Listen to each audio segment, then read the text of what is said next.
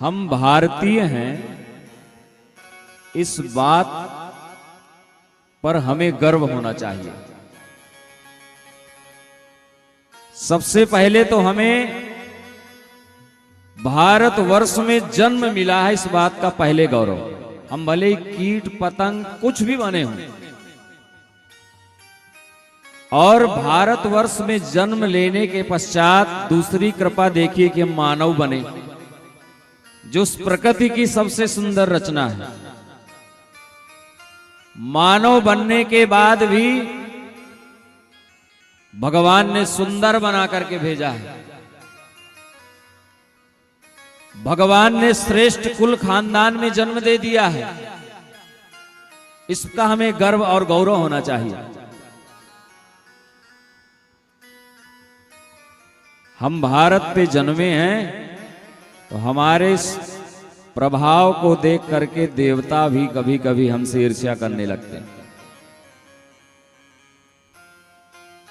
अहो अमीसाम किम कार्य शोभनम। आखिर इस मानव ने कौन सा पुण्य कार्य किया होगा जिसे भारत में जन्म मिला। अच्छा, देवताओं की ईर्ष्या क्यों होती है?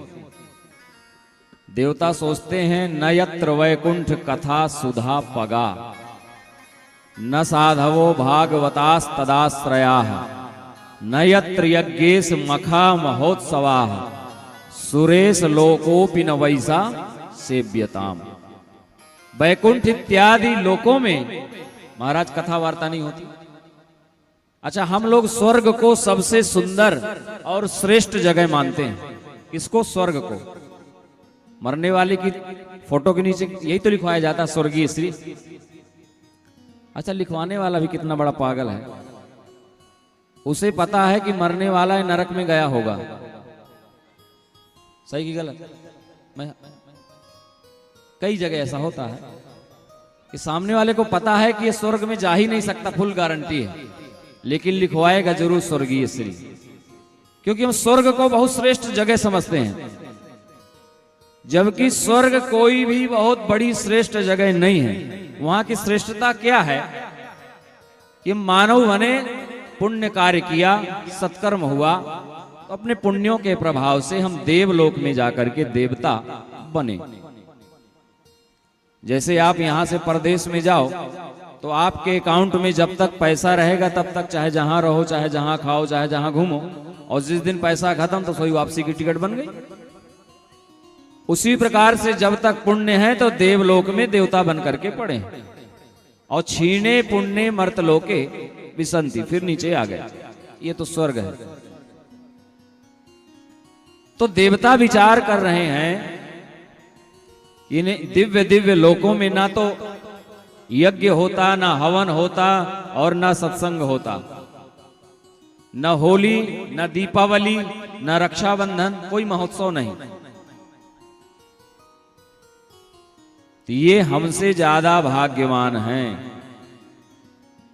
अच्छा, आप विचार करें, भारतवर्ष की दिव्यता, तो भारतवर्ष की दिव्यता को पहले भारत की माटी से देखो। मेरी मिट्टी मेरा देश।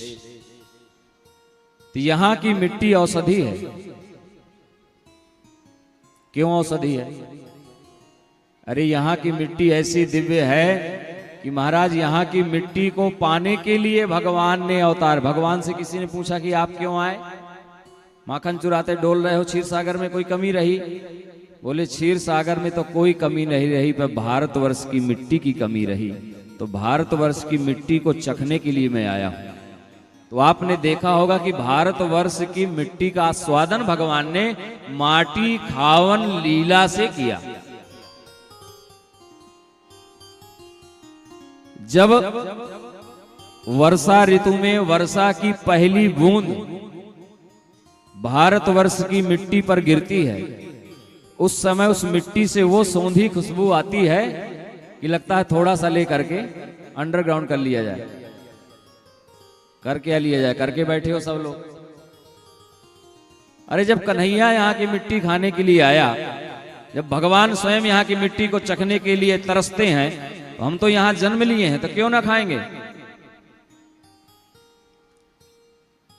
आपने देखा होगा विदेशी पुष्प, अब तो ब्लैक रोज भी आ गए हैं, पर उन पे खुशबू नहीं है।